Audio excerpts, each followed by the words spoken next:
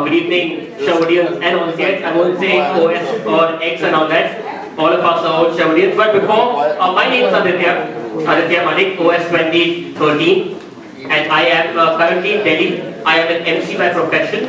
And thank you, Mr. Raliara. I had asked him for a favor 6 months back. And you're finally doing that today. So thank you so much, sir. So before we begin, I was thinking, so I was coming from Delhi today, and I was thinking that how would we begin the evening. So I thought we would begin by thanking all of you, whoever is here today, because it is because of you that parents like ours, who belong to middle class families, they allow us to follow our dreams today. I wanted to get into acting that like, nahi, yaar, middle class family and all that, pick up a job, go study and all that. Then I told him, Salif Sahila with the budget, Mr. Meeting, everything, you can try. Give it a try. And then, no, this is no Makhan Maru to you, not doing that, but still. So finally they agreed to let me do this. And I am here. Okay. So today we want to gather to celebrate the success of each and everybody who is present here. So the agenda for the evening is that we have 5 speakers today who are going to talk on their success or talk about their success story. They are going to inspire us with what they have done and how can we achieve our dreams or our goals following their guidelines. That's up to you if you wish to follow it, but I'm sure you will. So, without much ado, I take this moment to invite our first speaker on stage, and I have a lovely introduction about her. Sharon, our first speaker is Sharon from All Saints. Yes! Yes! Give it up for everybody.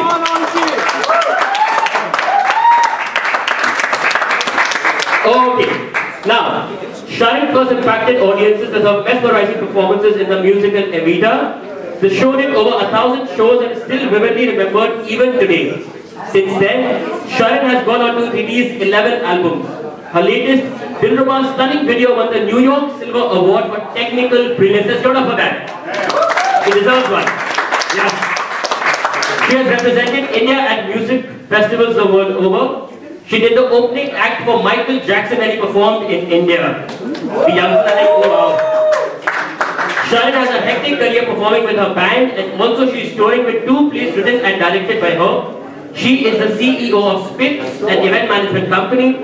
She is also a highly in-demand motivator and communications expert, and she works with companies everywhere.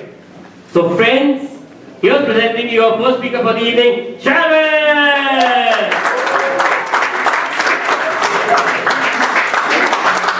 So hi everybody.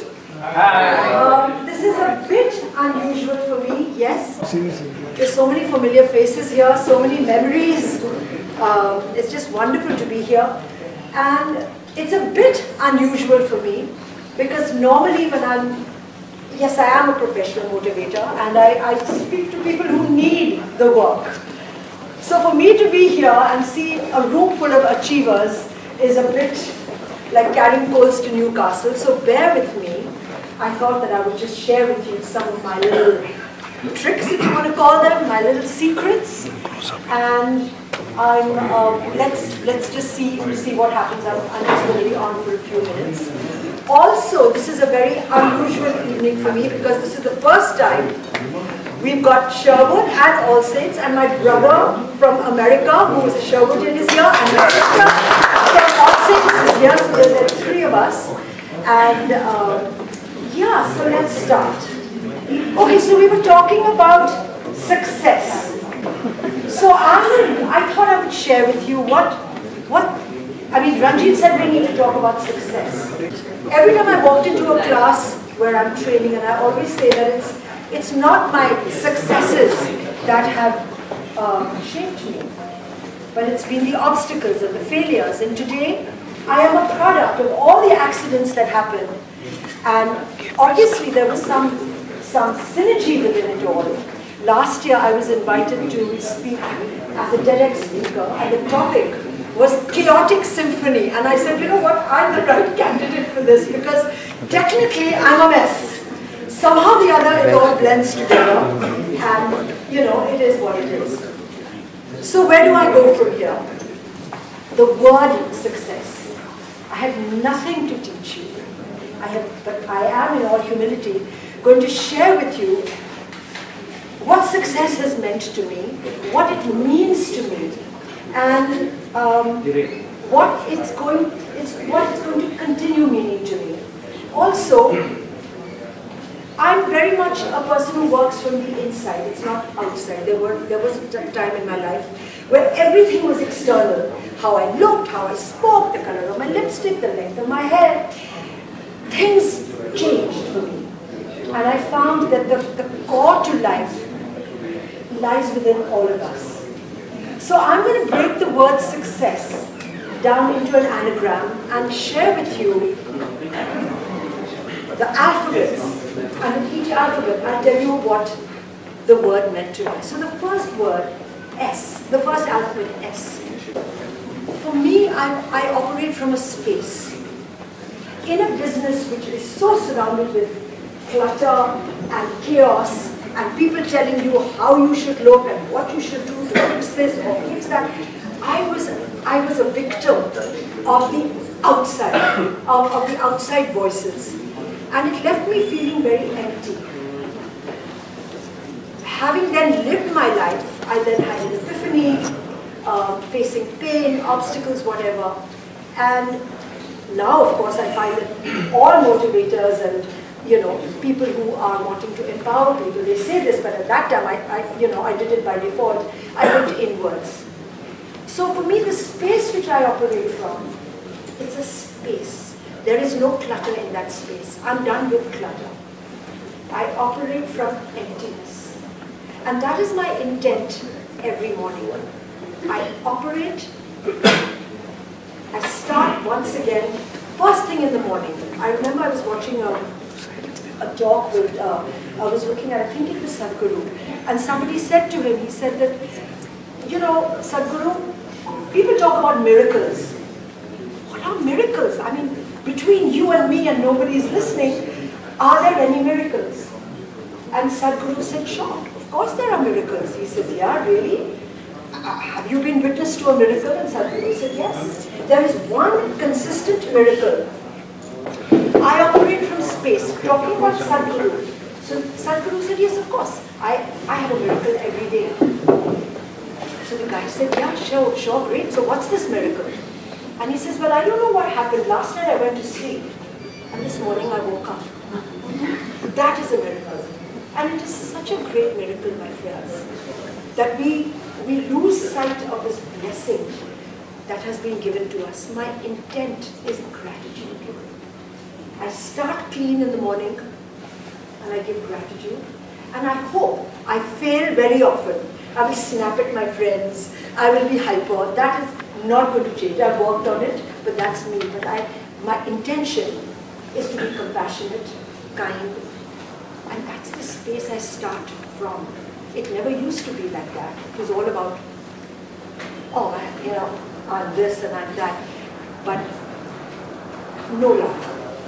So, something that has worked for me, I work from an empty spot the minute I wake up. You, understanding obstacles. Oh my God, I have had barrel loads of obstacles. But you know what? An obstacle is now for me just a sign to start there. Now I look at an obstacle and I say, out of the way please. That's it. I no longer fear it. My life is not over. There was a time, छोटी सी obstacle में I had a catastrophe. Hi Bhagwan, why me? I'm saying, why not me? I'm okay. I'm blessed. I've got life. I woke up this morning. I'm fine. So I understand maybe an obstacle is there for me to sharpen my acumen, my skills, my craft, whatever I want to contribute to the world, and I'm going to be talking about that as well.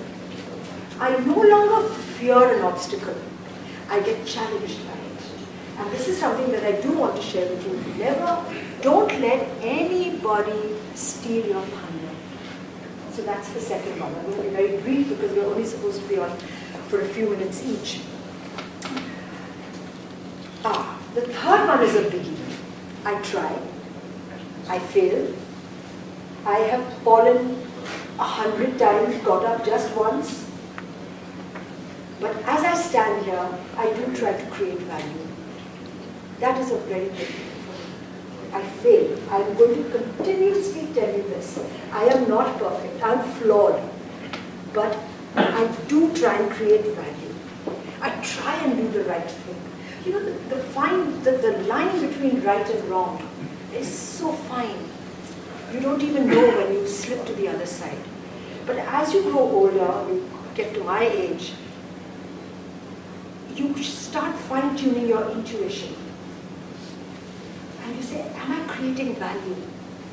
Let's say hypothetically, I meet somebody and I've interacted with that person, and the next day, I'm not alive. As I said, we've got life today, who knows what's going to happen even an hour from now. But will I have impacted this person? Will I have given her something to take home? And that is why there is a part of my time every day which is dedicated now to just helping people. Everything cannot be, and it has been, about the money, about the opportunity, about the fame, and how beautiful I was looking in a photograph or trying to look beautiful or whatever. No. I do try and add value. I reach out to people who I know are hurting. As I said, I wake up with gratitude and intent, and I try and create value. I try and create value with my clients. I try and create value with my audiences. I try to be the best I can be so that I can provide a takeaway with them that will resonate with them. And if something along the course of my relationship with each of you clicks and you say, hey, you know what, I didn't remember all the crap she was talking about, but this one thing resonated with me, I'm fine. I do want to resonate. I do want to add. I do want to embellish. I do want to inspire. I do want to share. So that's you know, where I am as far as creating value is concerned. See again, clutter.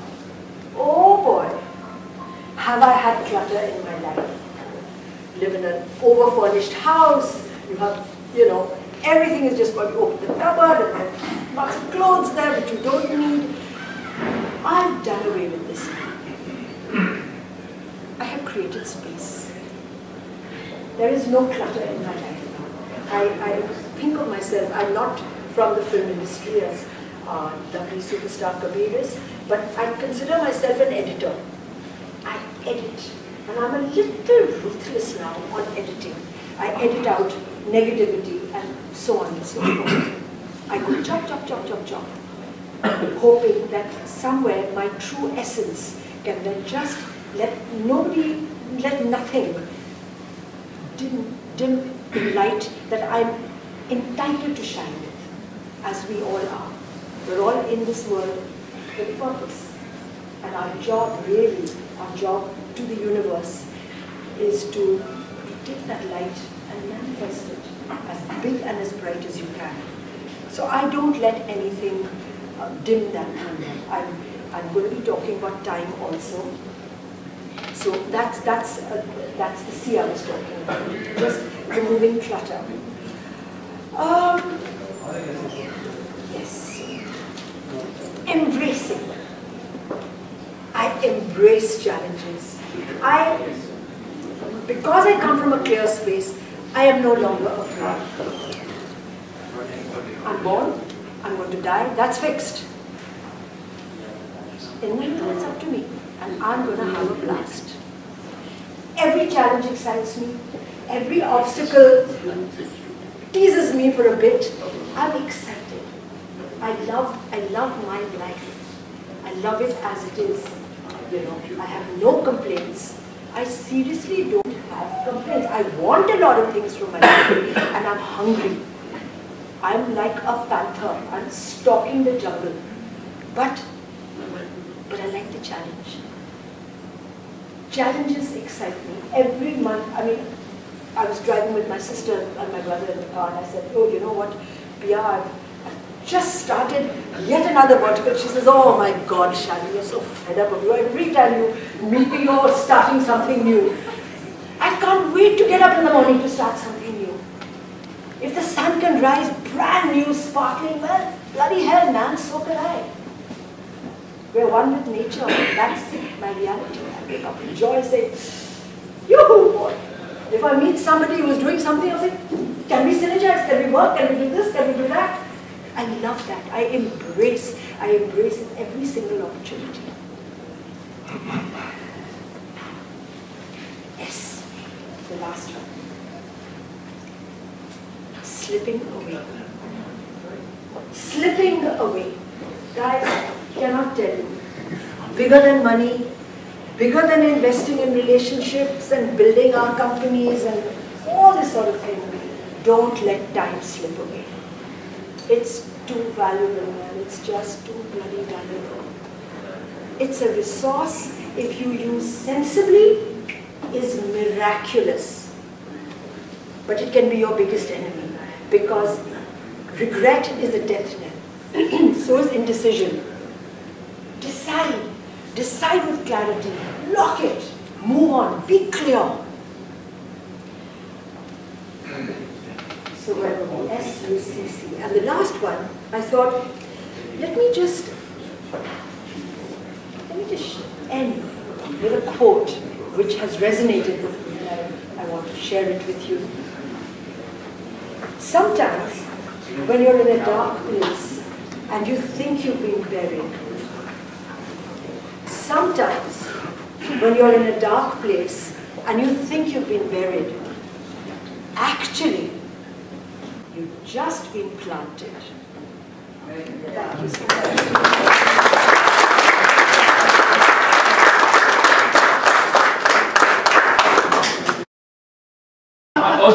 So I just realized it's after very long that while listening here, I was just standing in front of the mirror, and when you mentioned self-belief and self-love, it was actually when I smiled for the first time at myself. Looking in the mirror, usually I'm like spraying and saying where I woke up. So the first time I actually smiled at myself. So thank you for that. Thank you for telling all of us that we as a family will grow, we let the cup overflow. Thank you. With that, we invite our next speaker, Mr. Sanjay Gupta, OS 1918. He won the Taylor Memorial Award, and currently he is the Chairman and Managing Director of Konkan Railways Corporation. Sir, he is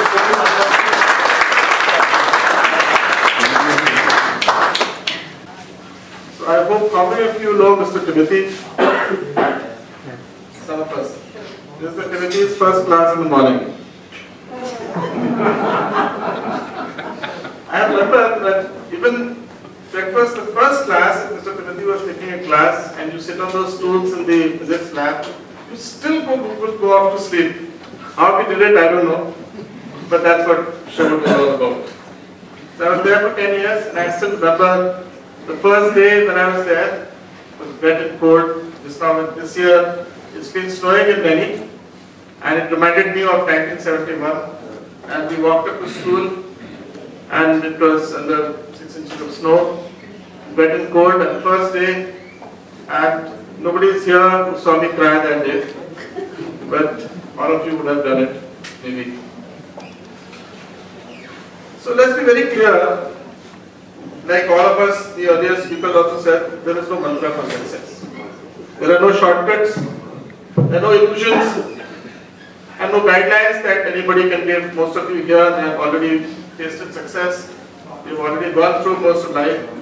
So telling you about success mantra and what is any shortcut to success, there are no shortcuts. And when Ranjit gave me this topic, that everybody has to speak on this topic, I was wondering what I should speak. But SHERWOODians love to talk. And with all the debates that we had and all the debates that, unofficial debates that we had in school, we could speak on any topic, anytime. You give us 15 minutes and something will be ready even if you knew nothing about that topic. So that's why I decided let's speak something on success. What is success for a SHERWOODian? Is it fame? Is it money? Is it authority and a place, a position? Is it happiness? The earlier speakers were mentioning something about love and happiness and clutter and now we are very clear what we are doing. So is that happiness success? So that these are questions that all of us have faced, but there are no answers. I have no answers for them. Those answers will have to be given by yourself to yourself. Who's successful? Whether it's a film star, or the generals, or the businessman, or the person who is still doing farming in the country. Sherwoodians are generally an enlightened group, and yes, also girls also here. I forgot that. So I belong to a time when there were no girls in Sherwood, and I didn't have any cousins. So sad. So I must have experienced all maybe twice in the whole time, 10 years I was there. So ultimately, just as anybody else, we are humans, and we need to answer these questions to ourselves. Anyway, I'll say something about success. Success is about attitude, it's about consistency, it's about sincerity, it's about hard work, and it's not about smartness. This is something a lot of the younger Sherwoodians need to know. Success does not come about from being a smarty. And you all understand what smartness or smarty means. Okay, I don't know my success in being smart. I was good in academics. My reason for being here has been announced. And academics in Sherwood was a mystery for most of us. Successful sportsmen were celebrated, but that's what boys' residential schools are, and today it's boys and girls, but still I'm quite sure, still it's the same kind of situation that academics, person who tops the class, it's not in our genes. And I'm not very sure where these qualities for being successful come from, whether it's from genes, whether it's schooling, whether she would give it to you, whether it was the peer group, your class, your seniors, and seniors. There's somebody here who calls me Kiran Gupta because there was one story that he will tell you. That's a secret that we will keep between ourselves. Thank you very much for the Bobon. We enjoyed it for quite some time. And some of my classmates, they discovered that biscuits were coming, so they got into that dorm and got many of them. So we managed to retrieve only 50% of them. Now, looking at success from the other side of the table. Some of the younger people are here, Sherwoodians are here, some girls from Alsons are also here. If you want to be successful, then you need to be, you need to have some qualities as I would look for in somebody either I'm recruiting or giving an important assignment for a job. I think now I can talk about it.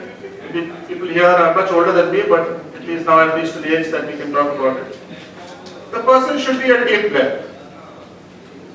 Should always have a smile on his or her face. A smile is very important. Anybody who has a scowl or a frown on his face, you are not going to be successful. A smile is the biggest asset that a person can have. He accepts additional responsibility. You must have seen in your people who have managed organizations, if somebody is there who says no, or even you will be able to see it on his face, that if you give an additional responsibility, he says, "Sir, please karenge, madam." Or some way he will try to get out of it. You can bet that work will not be given to him. And next time, when there is a situation that you can give some favors or you can take him up, you will not do it. So a person should be able to accept additional responsibility and should always be part of the solution. Should not be posing problems. He should have a positive approach to life.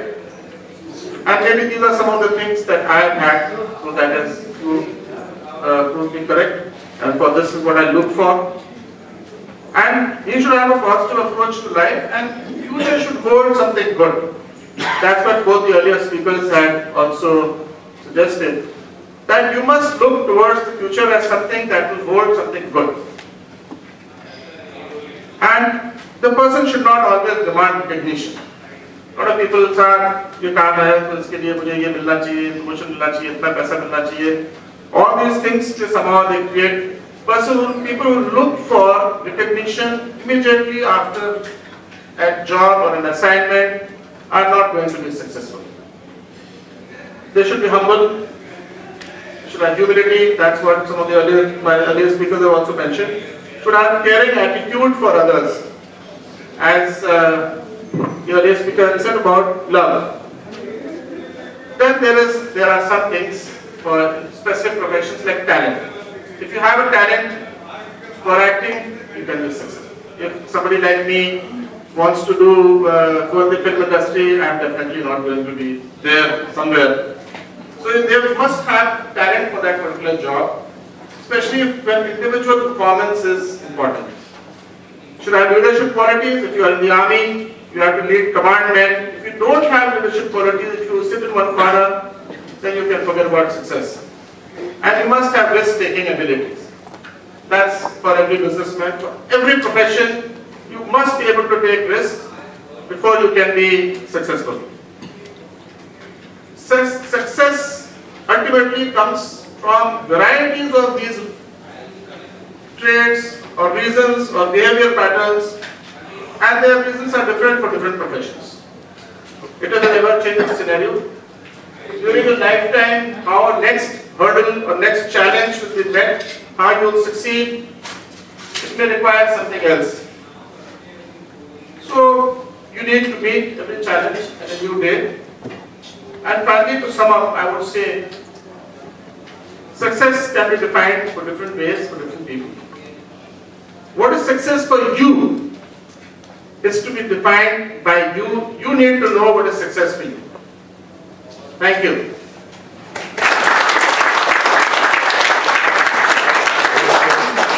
Okay, with that, we move to our next speaker, Mrs. Kiran Mangla. She's the head girl in 1985, and I've been asked to also inform that she is married to a SHERWOODian, an old SHERWOODian, and she has expertise in 25 years in the aviation industry. I'm so sorry I'm fumbling because I'm actually scared of the first time in my life seeing her. And currently she is the CEO of Wow Airlines, and her pet name is Kiri. So let's welcome Kiri now. This was when I got the subject, success. Actually, to be honest, I've never really thought of success. It's just a loaded word, because success means many things to many different people. But I can tell you that what really, this happened last year in February. I lost my greatest cheerleader, my dad. So I was very close to him, and proud to say I'm the epitome of him. And he had a big life. He lived a big life. But because all his children spent most of their lives in boarding school, we never really knew our dad as a daily dad, right? We only knew him when we came home. And when we came home, he was at his best behavior. So my dad has passed away now, and the house is full of people coming from all over, all walks of life. And every one of them came to say thank you. Somebody would say, Baba bought me the blankets. Somebody would say, Baba paid for my medical health. Baba educated me to make me a nurse. I never knew all this about my dad. I never did. I just saw him as this absolutely bigger than life man who lived life big, and his entire family was just his wife and his children. But the truth was, there was this whole other person doing so much good. And that's when I sat back and I realized that Daddy was actually one of the most successful men I ever knew. See, because we all tend to look at success, by the car you drive, by the house you live in, or, the watch you wear. But the truth is, when you're gone, because my dad had all that, but when you're gone, no one even asks what you wore, what car you drove, All they cared about was his interaction with human beings. And that's exactly what he did. So, you know, taking that as sort of the, you know, the prelude, this thing is going to fall on me.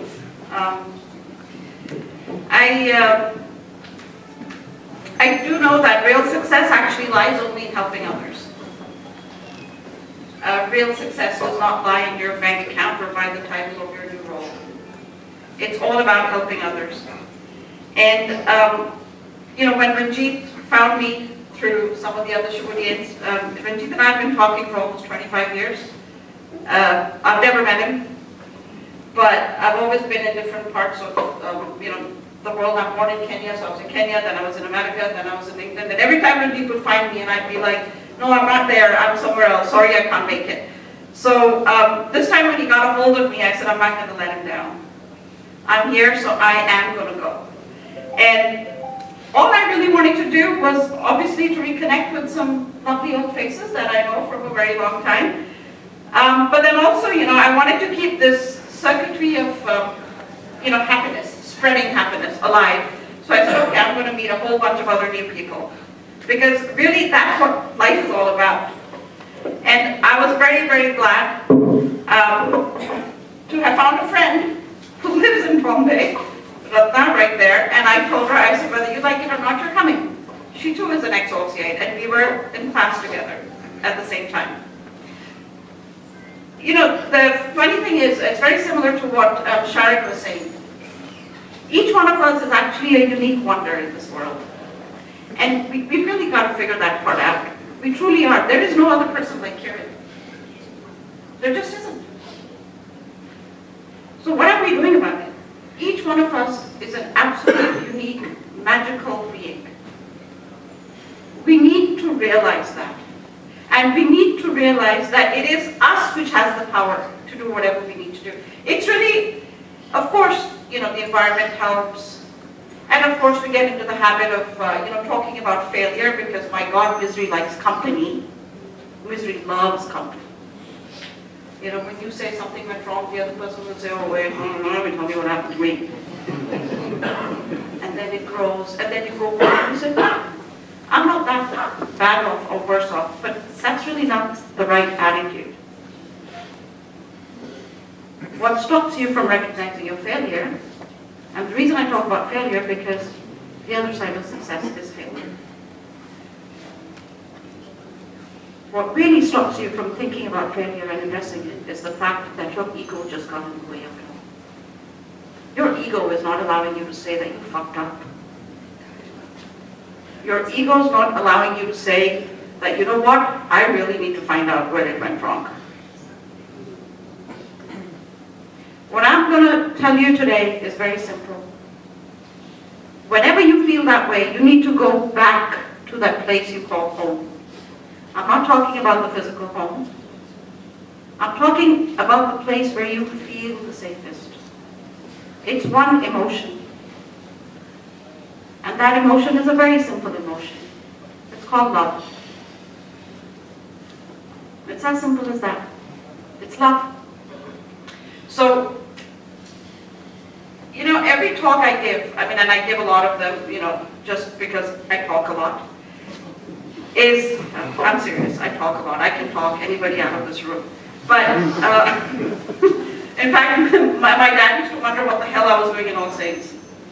Because he told me, he says, you never come home with any books, but you know about every movie star, you know about every song that's released in India, but we never talk about your books.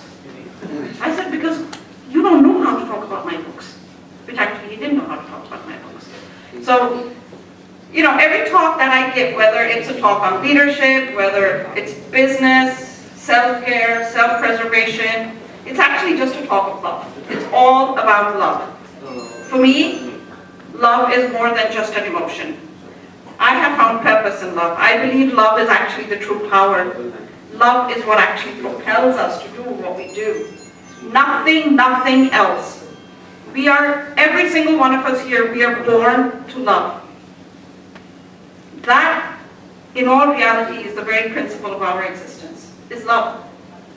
And I'm going to keep saying this again and again.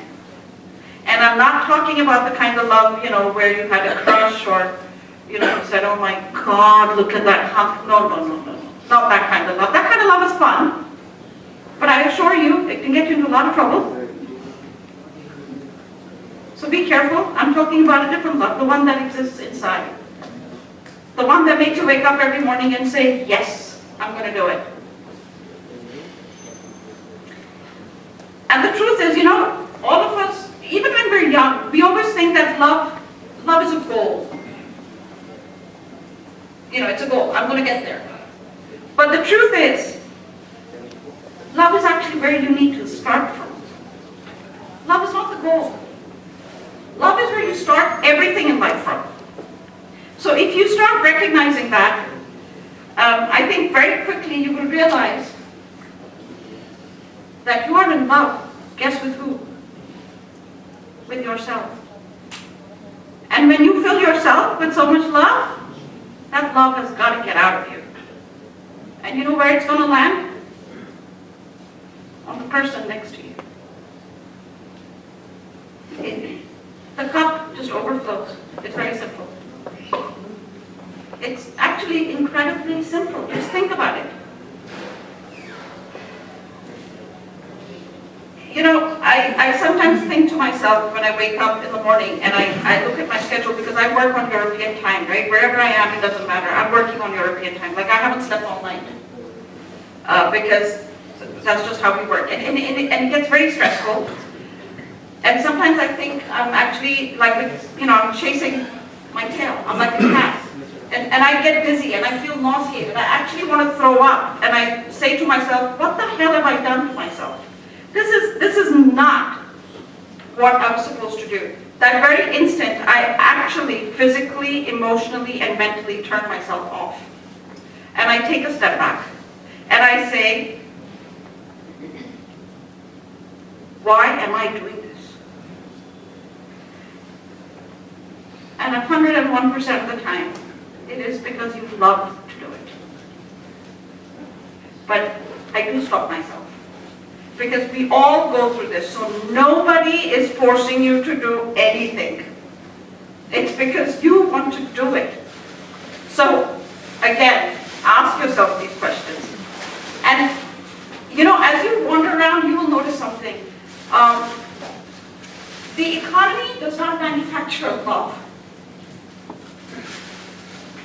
It's us. Nobody can. And strangely enough, not many people talk about it. Think about it a little bit.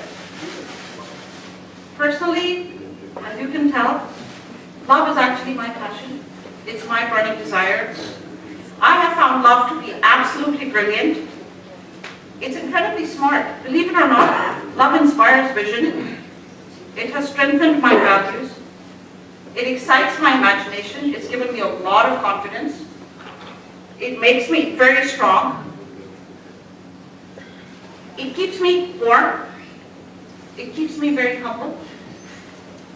Because love teaches you to share, and love tells you that you're no different from each other. I have actually deliberately taught myself to fall in love with this word love.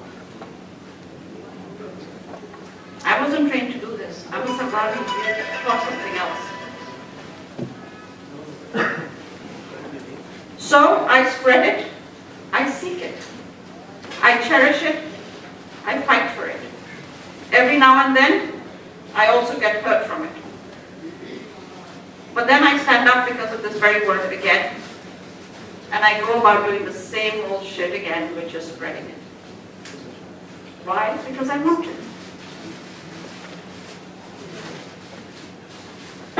I don't know if any of you recall watching this movie. It's Don Juan with Marlon Brando and Johnny Depp. Okay, anyway, Johnny Depp is really hot. He's that kind of crush that, you know, you enjoy for a minute and then get back to your reality, which is planes not leaving on time. But anyway, so you know, in this, watch this movie if you ever get a chance. And the irony is, so you have Marlon Brando, who's a psychiatrist, and you have Johnny Depp, who considered himself to be Don Juan. You know, and we all know who Don Juan is. He's the greatest lover of all. There has never been another Don Juan. So, Don Juan is under evaluation for what they call a disillusionment, that he is the world's best lover.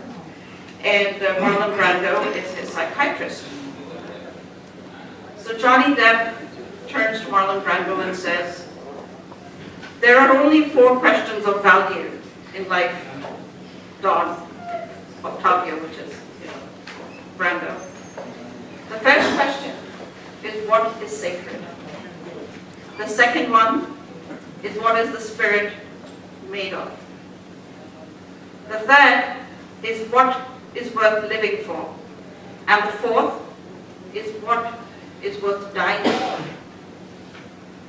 And the answer to each of them is just the same. It's only love. So if you want to feel successful and you want to taste success, I ask you to rise in love. Again and again. It's actually that simple. And that's all I have to say. Thank you.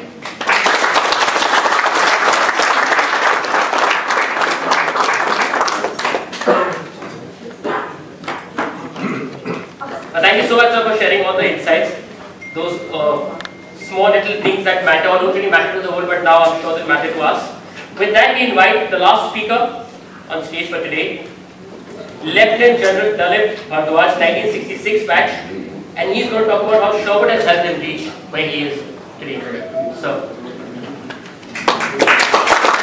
good evening, ladies and gentlemen. It is a great privilege for me to stand here before you in this great gathering, representing the 2 great institutions of learning, All Saints and Sherwood College.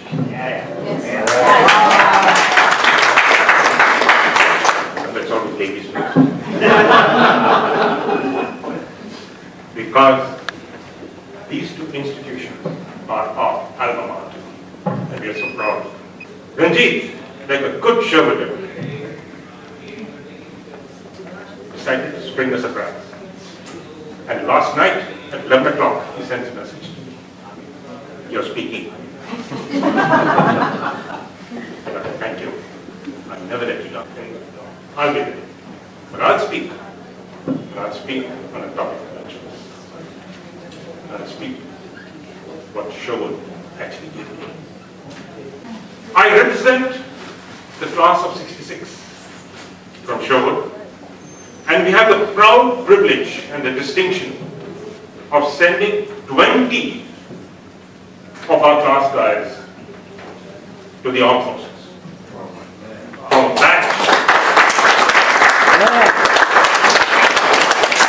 From a batch of 60. 1/3 came to serve the nation. And that is something that we are so very proud of. With me today, I have Narendra Sharan, Deepak Ramat. We missed 2 today. Colonel Ramu Budwar, he should have been here and he had confirmed for the last week. And of course, great classmate of ours, Mohan Shukla. Mohan unfortunately had a little fall, yesterday in Baroda and hence couldn't come. That's why 2 of them are missing. And I dare say that our class did exceedingly well in the armed forces and carved a niche for itself in all spheres. And we owe it to the solid foundation that we received from Sherwood. The most important of which was the building of character. And that is what I speak to you. Character. The function of education is to teach one to think intuitively and to think critically. But intelligence with character is the goal of true education. So said Martin Luther King Jr. So therefore, remember, knowledge will give you power, but it is character which gives you respect. Character is the potpourri of many traits. Truth, honesty, sincerity, integrity, dutifulness, politeness, and we can go on and on. And SHERWOOD, consciously or unconsciously, build character. And today, I pay tribute to our mentor, to our guru, our principal, late Reverend R.C. Llewellyn.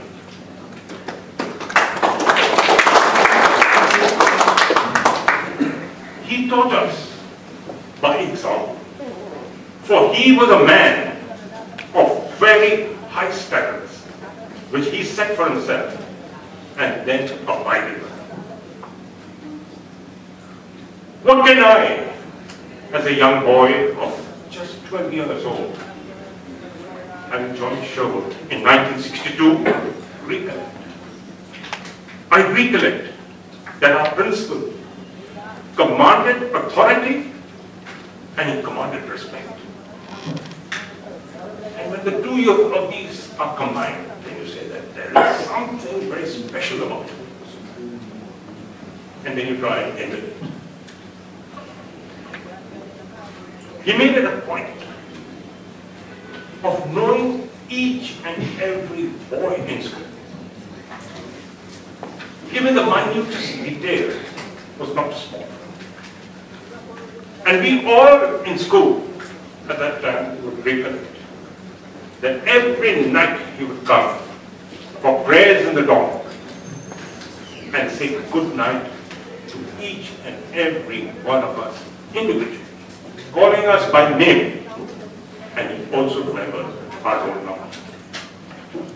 So much so for that man who thought that no such thing was small for him to do. And he would ask us at night, such a small question, have you received a letter from home? How are the games doing? He never asked us. As last week said, studies were a mystery. Is that? Because they were not the most important thing that we were there in SHERWOOD for. He would ask us about heaven. And he actually gave us that ability to remember one thing. Be compassionate, be considerate when you reach a point where you are required to show it. He was strong as steel, and he never bent his principles. And he meted out justice, equity, across the board. I should know, but a number of times that I've been to his office, we caned. We got caned for anything and everything. I got 2 cuts for failing in maths. Failing in maths, 2. I got caught making coffee in the dorm. 6 of the day, in pajamas, and couldn't even put a comic book inside because he would catch you. I believe the later batches under Beeman could manage to do that, but we couldn't. But that's how he would, manage to get across. Yet, when he caned us, there was no malice. And you had to say, thank you, sir.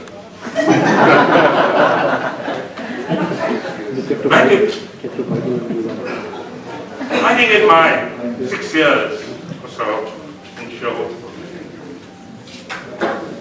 maybe in an odd instance, when he came somebody for a breach of moral duty.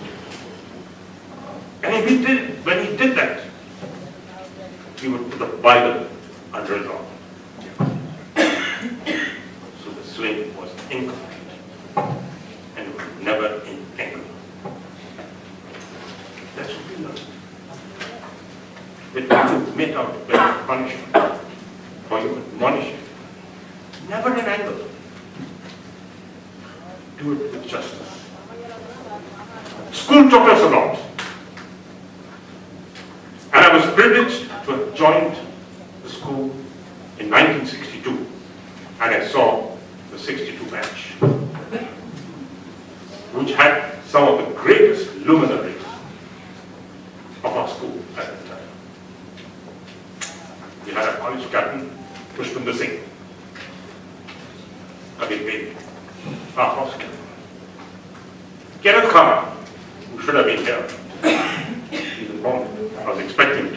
Ajita Bachchan, Guru Chitole,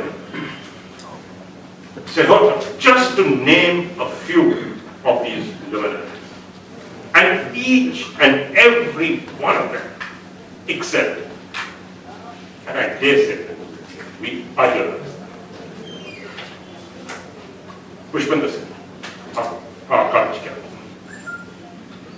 He was cut and dry, fit for the army. Our college captain used to wear army drill boots and go with that. If you landed up late and listen, he would stand over there, make you bend over, and give one kick on your back. Dispensed off with justice, and you fall on the ranks and people will catch you. So then you remember one thing: never be late. Come in late. He had a different method altogether. You falter, he'd call you, get a book of poems, and say, by the evening, you will recite to me this poem by heart. That was Chinese torture. And he'd say, sir, kick us. And he'd finish it in a second. But he said, no, you learn that word and recite it with me. Then, there were the great guys, just imagine. There was a problem in Nainital, and somebody was drowning the Nainital lake. And an SOS came to SHERWOOD. They quickly sent out the swimmers down. And there, Kenneth Khan, Guru Chitole, the first to run down, jumped into the lake to try and retrieve and save them. That's SHERWOOD. That's courage.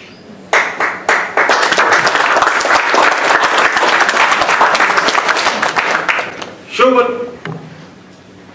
taught us how to be self-reliant. Yes, all boarding schools teach us how to be independent, self-reliant.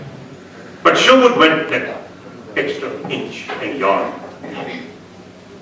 Because we had activities which groomed you. Rock climbing, mountain climbing. I remember from 62 onwards when I was in school, every year SHERWOOD used to send an expedition. Whether it was Tharkor or Pindari Glacier. And my friend Rahul Gujwar, who's not here, was one of the members of the team. So we remember. And that taught us how to face danger and sensibly overcome it.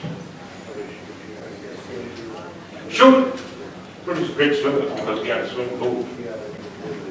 Really enjoyed swimming there. And in our class, we had a boy who was afflicted with polio. And he swam only with his hands. Just his arms were so strong that he swam the Nainital Lake just using his arms. That taught us determination. That you've got to go for it. And you will achieve success. Since we were a batch of 20 who actually joined the academies, we had commissioned 19 got commissioned. the one who didn't and left, went on to be a member of the board of the Indian Railways. Did not stand. Yes, we were very, very successful, but more important, our bonds from school only strengthened. Our friendships went even deeper. And today, we know little else than the batch of 66. And we died for each other. That is the strength of the country which has taken us right. Reverend Llewellyn, as you all know, Lou, each and every one of us. He left school along with us in 1966. And the batch of 66 decided that yes, we all got it. And brought him a gift. His gift was an immense souvenir. So every time I look at that ad, I said, we own the idea.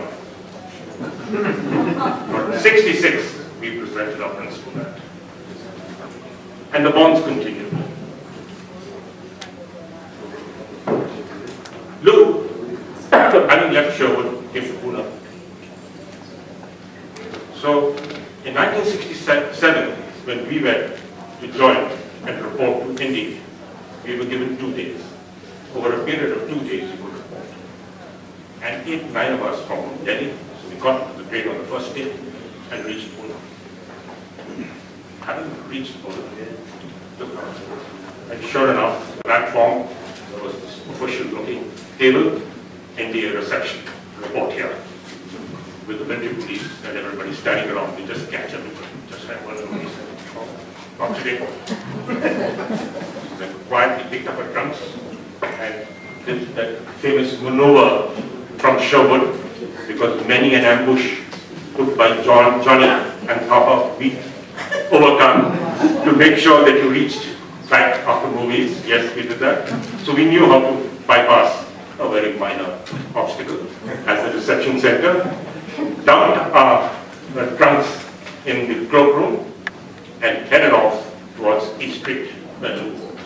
And we landed up there. He says, what you boys doing? Reserving. Join NDA. He says, great. When are you joining NDA? So we got to join tomorrow. He says, great. Where do you stay? With you. So he said, yes. The drawing room is large. Just pick up this. We'll go down to the cafeteria for dinner, and then we got back. And gas drawer, jacket drawer, right through the night. Our last day as civilians, we spent with our group. So that's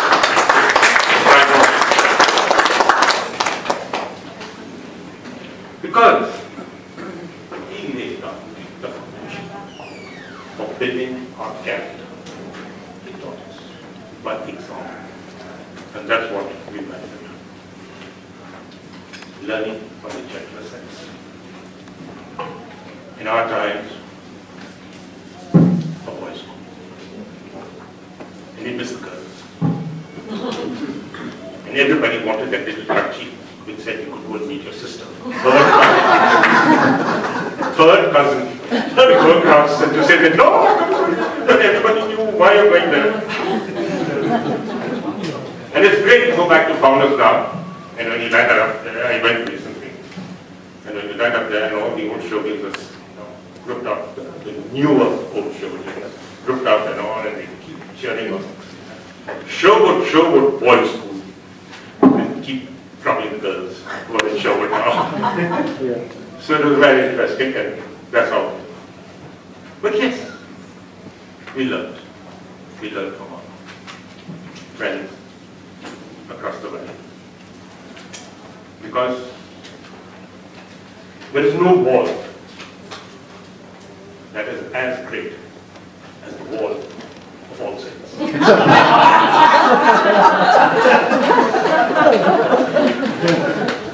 there is no wall that is so far or so high that can't be crossed. So that's where, many a time, you will find the lot. And we used to have great fun in social. Much overrated social. So I don't know, in your batches, when yours are there, in our batch, when the boys and girls got together in the gym, the music was going to be played in the gym, and he would know the rules. He said, you've got to select a partner. And the way to select a partner is, the sack came, and all the girls put one of their shoes was slip on their pocket. Anyway. And then the boys were supposed to walk across and pick up a slipper, and she would be your partner.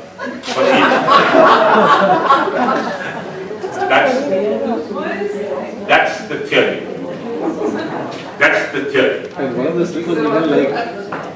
In practice, the moment that sack was fixed there, there was a rugby rush. That poor sack didn't know what I did. Everybody was looking around. And my dear friend Mohan Shukal had somebody in particular who was looking out for her. So he dipped his hand in and looked around and pulled out the suit which he thought was hers. He looked around and then he realized, oh, it's a different pink. He went to the roof and then he looked at her again. Then he found the correct one, and that's determination.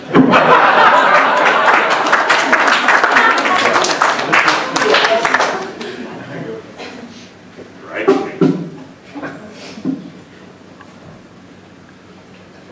Sherwood taught me how to hate your enemy. Unfortunately, the enemy was Sanjay.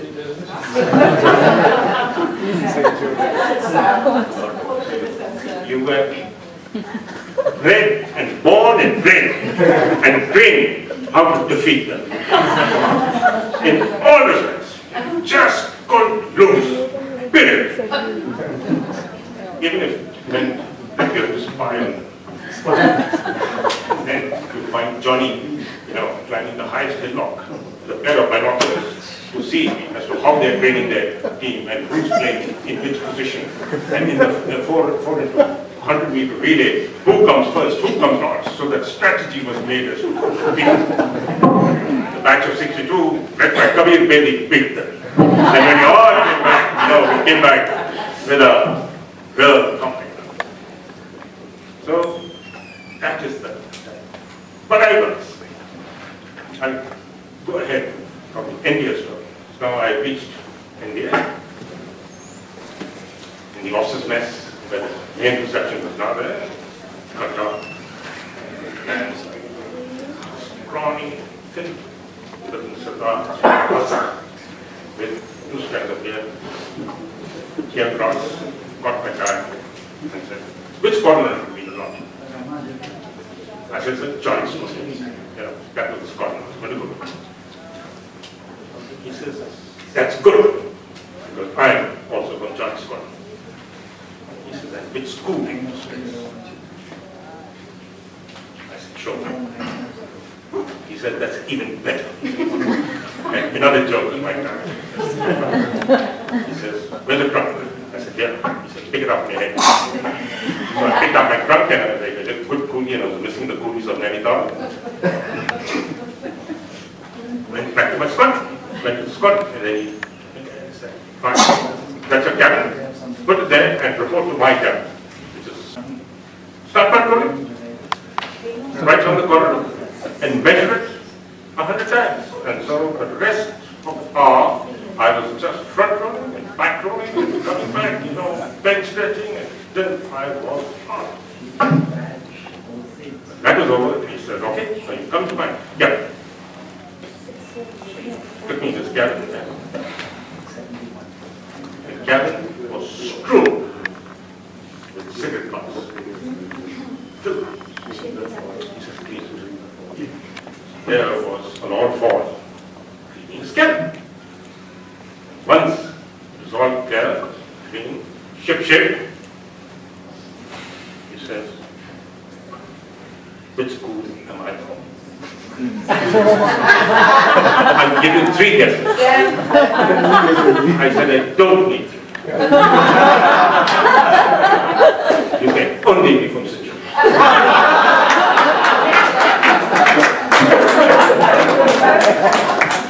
And he said, you got it right first time.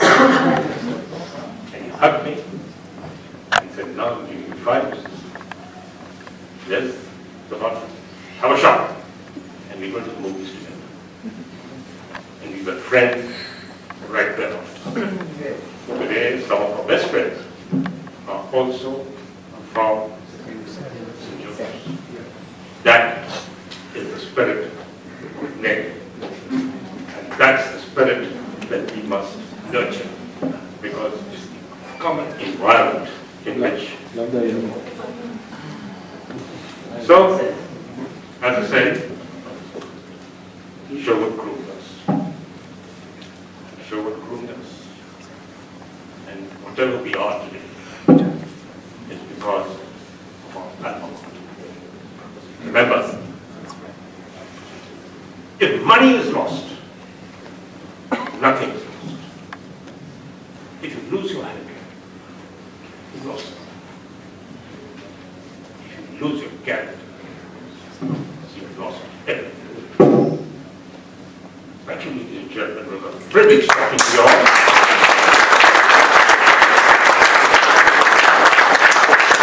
Great opportunity given to me. And I'd say one thing.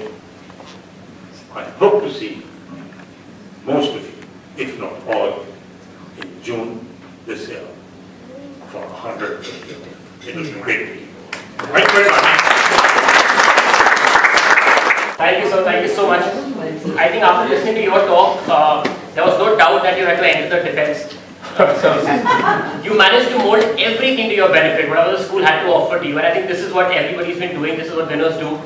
So with that, we come to an end for our speakers list for today, for this beautiful evening. And thank you from speaking to the youngsters there and me being younger than them. And you know, it instills so much of confidence within us that after listening to all of you, whatever you've been through and how you managed to overcome, it makes it so much easier for us to enter this whatever field that we wish to. And because I've just entered this artistic field and everybody wants to push you down and go up and all that, and there's so much at least I take back today from all of you. So thank you all of you. So I think before we move forward and open the bar, we need to really thank this beautiful gentleman, Mr. Ranjit Reddy, for putting this up for today. So before we go there and before we start the meet and greet session, can we please request all of you to come to the stage?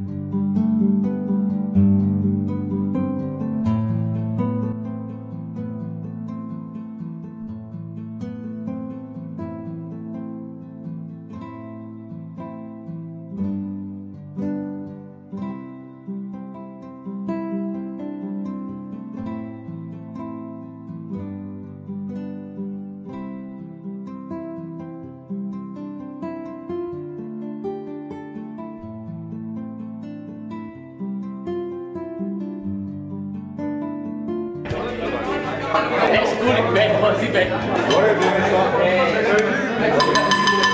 I am sorry for the third time, everybody. Another request. We will do 3 cheers for the forces. Please be with me on this. 3 cheers for the forces. Hip hip! Hooray! Hip hip! Hooray! Hip hip! Hooray! And one for this lovely gentleman who asked me to do it. One for him. Hip hip! Hooray! Thank you so much, sir. Thank you, guys. Go far.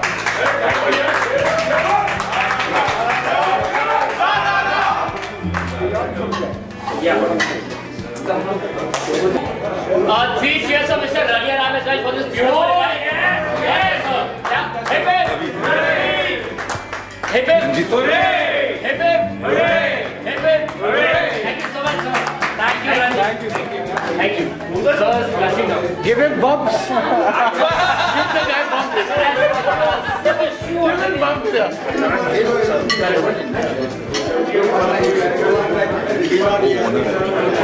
And most importantly, for all the booze, we have to thank Mr. Karan Gill, who's not here, Sherwoodian, for all the booze.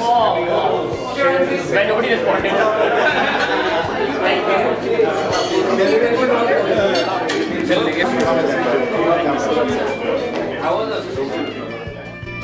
I'm Kiran Gupta from the 2007 batch of Sherwood College. I was in school for 10 years, from 98 to 2008. And I am really glad to be here this evening to meet so many Sherwoodians and All Saints students. And the feeling of association and bonding never goes. And I'm really happy to see that there's so many people who want to be a part of such events. And I would really thank Mr. Ralia Ram and the team behind this event today. And I would really like to say that I wish all my batchmates were here. I really miss them at this time. And yeah, I want to say that hats off to Sherwood for giving me such a time or phase of life.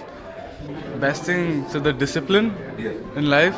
The discipline in life, like waking up at 6, going for marathons, coming back, dressing up, going for breakfast, then your studies, then you go down to the field, play your house match, and you come back up, discuss the match with your teammates, and your inter-house matches, your college matches, the college matches where when you're not part of, you're made to sit and cheer for the team. And you were taught a lot of values in school, and all thanks to the teachers there and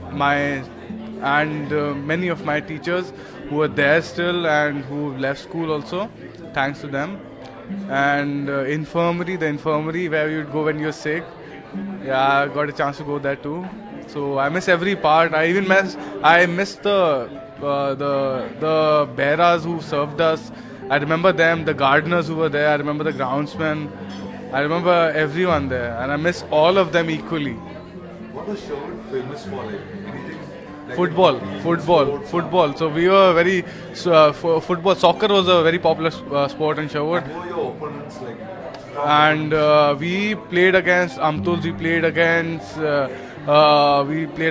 Amtuls was one team. Sem was one team.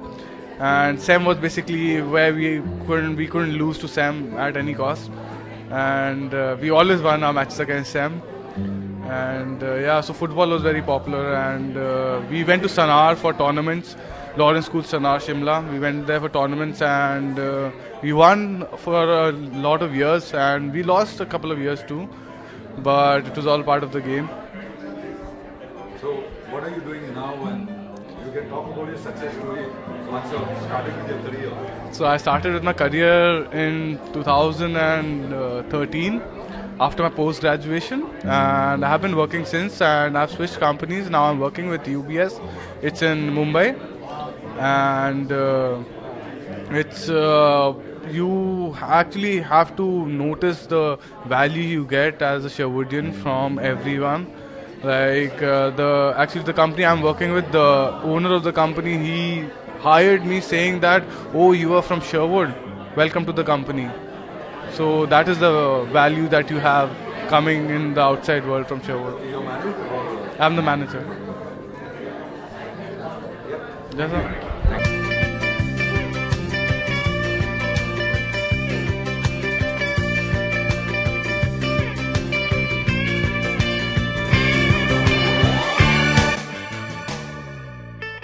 This has been a great, experience, not experience, but like great, I don't know, feeling of coming and meeting people from Sherwood, Nonsense and everything, and so many different batches and so many different age groups and everything. So thank you, Ranjit sir, for informing me of this and then inviting me as well. I am Nachiket. I was Sherwood 2007 batch. Which one? 2007. Okay, what's the best thing you found about, you felt about Sherwood, the place where you came from? It made me, is all I can say. My career path and I came into me at Sherwood actually. So I mean I don't know what else. I'm a cinematographer in the film industry. So